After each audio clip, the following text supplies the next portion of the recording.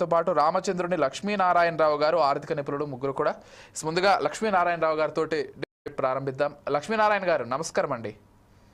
నమస్కారం అండి. ఎస్ అండి, నేను చెప్పినట్లుగా అంటే గతంలో కూడా సుంకాలు ఒక దేశం పైన ఒక దేశం విధించుకుంటూ వచ్చేవి. కాకపోతే ప్రస్తుతం అమెరికా అంటే ట్రంప్ వచ్చిన తర్వాత విధిస్తున్నటువంటి సుంకాల్ని పరిశీలిస్తున్నట్లయితే చాలా స్పష్టంగా అర్థమవుతోంది, కావాలనే కొన్ని దేశాలపైన కక్షపూరితంగా ఈ విధంగా సుంకాల మోత మోగిస్తున్నారు అని. అంటే ఇది ఒక సరికొత్త ఆర్థిక యుద్ధంగా కూడా పరిగణించవచ్చు అనేది కొంతమంది అభిప్రాయం. అసలు మీరు ఎలా చూస్తారు, ఏంటి, అమెరికా ఎందుకు ఈ సరికొత్త వైఖరిని అవలంబిస్తోంది? అంటే కొంతమంది అమెరికన్లు కూడా వ్యతిరేకిస్తున్నారు దీన్ని, కేవలం బయట దేశాల వాళ్ళు కాదు. ఎలా చూస్తారు, ఏం చెప్తారండి? అంటే ఇది అమెరికా యాజ్ అ కంట్రీ అని కాదు, America as a country trade protectionism చూడడం అనేటటువంటిది చాలా వరకు ఉండింది. కానీ ఈ టారిఫ్స్ ఉన్నటువంటి ఐడియా మాత్రం బేసిక్గా డొనాల్డ్ ట్రంప్ గారి వ్యక్తిగతమైనటువంటి ఐడియా. అంతేగాని అమెరికా మొత్తము లేదా బైపార్టిజన్ కన్సెన్సస్ ఏదో ఉందో ఇట్లా హై టారిఫ్స్ ఇవ్వాలనేటటువంటిది మాత్రం లేదు. బేసిక్గా ఇది ట్రంప్ గారు చేస్తున్నటువంటిది అనమాట. కానీ ట్రంప్ గారు గత ఆల్మోస్ట్ ప్రెసిడెంట్ కాకముందు ఒక 30-40 సంవత్సరాల నుంచి కూడా ఆయన ఏమంటారంటే ఈ ట్రేడ్ సర్ప్లస్ ఏదైతే వేరే కంట్రీస్కి అమెరికా మీద ఉన్నదో అది యాక్చువల్గా అమెరికాను దే ఆర్, ఇంగ్లీష్లో చెప్పాలంటే they are just ripping us off అనేటటువంటి వాట వాడతాడు. నార్మల్గా రెగ్యులర్గా అది యూజ్ చేస్తుండేవాడు. కాబట్టి ఈ ట్రేడ్ డెఫిసిట్ ఏదైతే ఉందో వాళ్ళు కానీ మన దగ్గర నుంచి దోచుకుంటున్నారు అన్నటువంటి ఉద్దేశం అయితే ట్రంప్ గారికి ప్రెసిడెంట్ కాకముందు దశాబ్దాల ముందు నుంచి కూడా ఆయనకు ఆ వ్యూ ఉంది.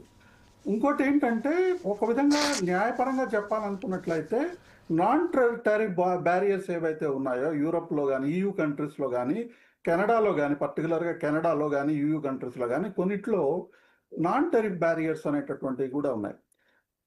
చైనా విషయం తీసుకున్నట్టయితే 2000 ముందర 2019 ముందర ఆ టైం ముందర మన బిల్ క్లింటన్ గారు చైనాను WTOలోకి తీసుకొచ్చిన ఫ్రీ ట్రేడ్ తీసుకొచ్చినా కానీ బిల్ క్లింటన్ గారు తర్వాత చెప్పినటువంటిది కూడా ఏంటంటే మనం చైనాలో వస్తువులు అమ్మగలము అన్నటువంటి దాని ఇంతకు ముందున్నటువంటి రెస్ట్రిక్షన్స్ ఉండవు, మనకేదో వస్తుందని చెప్పేసి తీసుకొచ్చారు. యాక్చువల్గా దానికి విపరీతంగా అయిందనమాట. WTOలోకి చైనాను తీసుకురావడము, తర్వాత చైనాతో ఫ్రీ ట్రేడ్ అగ్రిమెంట్ తీసుకోవడం వీటన్నిటి వల్ల. So 1975 if I remember correctly 1975 తర్వాత అమెరికాకి ఎప్పుడు ఫారిన్ కంట్రీస్తో ట్రేడ్ సర్ప్లస్ లేదు. 1975లో కూడా ఆ టైంలో వచ్చినటువంటి రిసెషన్ వల్ల అది అయిందని అంటారు, వి డు నాట్ నో. కాబట్టి ఈ ఐడియా, బేసిక్ ఐడియా అనేటటువంటిది ఏముందో some sort of a knee-jerk reaction of Donald Trump మాత్రమే. ఇది ఎంతవరకు కొనసాగుతుంది అనేటటువంటిది కూడా లేదు. ఇంకోటి ఏంటంటే ఈ హై పర్సంటేజెస్ ఏదైతే అతను చెప్తున్నాడో it is basically negotiating point మాత్రమే.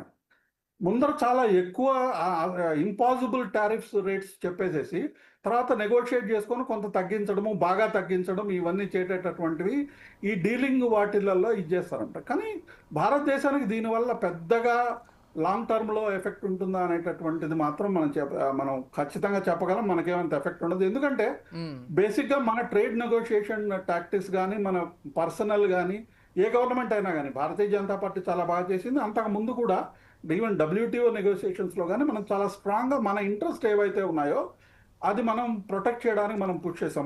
మొన్న కూడా 9వ తేదీ లాస్ట్ డే అని చెప్పినా కానీ మనం దాన్ని పెద్ద సీరియస్గా తీసుకోలేదు. చివరికి ఆయనే ఆగస్టు 1 దాకా దాన్ని పోస్ట్పోన్ చేయాల్సి వచ్చింది. కాబట్టి ఇంకోటి కూడా ఏంటంటే దీనివల్ల యాక్చువల్గా అమెరికాలో పర్టికులర్గా చైనాలో ఉన్నటువంటి చైనా నుంచి వచ్చే ఇంపోర్ట్స్ ఏం తగ్గల. యాక్చువల్గా రికార్డ్ స్థాయిలో 5.8 ఏదో నిన్న ఏదో చూశాను. ఓకే. ఇంకోటి ఏంటంటే పర్టికులర్గా ఇండియా వరకు తీసుకున్నట్టయితే ఇండియాకి ట్రేడ్ మీద ఉన్నటువంటి టారిఫ్స్ ఉన్నటువంటి థ్రెట్ ఇంకో విధంగా కూడా, ఎందుకంటే మనం రష్యా నుంచి ఆయిల్ కొంటున్నాం కాబట్టి దాని మీద కూడా ఒక వేస్తాము అనేటువంటి బెదిరింపు అయితే ఉంది. బట్ లాంగ్ టర్మ్లో ఇది బేసిక్గా ఇది ఈ హై టారిఫ్స్ ఇవన్నీ మాట్లాడడం అనేటటువంటిది ఒక నెగోషియేటింగ్ టాక్టిక్ మాత్రమే, మన మీద పెద్దగా ఎఫెక్ట్ ఉండదు ఈ వల్ల. రెండోది కూడా ఏంటంటే మనది ఎక్స్పోర్ట్ డిపెండెంట్ ఎకానమీ కాదు చైనా లాగాను ఇంకేవేలా. కాబట్టి దీనివల్ల మనకి ఎంతవరకు ఎఫెక్ట్ ఉంటుందంటే దేర్ విల్ బి ఎఫెక్ట్. దానివల్ల మన యొక్క ఎకనామిక్ ఎఫిషియన్సీస్ ఇవన్నీ పెరగచ్చు. యాపిల్ మ్యానుఫ్యాక్చరింగ్ విషయంలో యాపిల్ వాళ్ళు ట్రంప్ మాట వినలేదు, ఇండియాలో ఇన్వెస్ట్ చేసి ఇండియాలో మ్యానుఫ్యాక్చరింగ్ స్టార్ట్ చేశారు వాళ్ళు. కాబట్టి మనకు పెద్దగా ఎఫెక్ట్ ఉండదు, బికాస్ మన ఎకనామిక్ స్ట్రాంగ్గా ఉంది, మన డాలర్ రిజర్వ్ స్ట్రాంగ్గా ఉన్నాయి, గవర్నమెంట్ పాలసీస్ కానీ నెగోషియేషన్ స్ట్రెంగ్త్ కానీ బాగా ఉంది. We are I think long term లో మనం better. These are all temporary issues. Okay. S Ramachandramurthy గారితో మాట్లాడదాం ఒకసారి. రామచంద్రమూర్తి గారు నమస్తే అండి.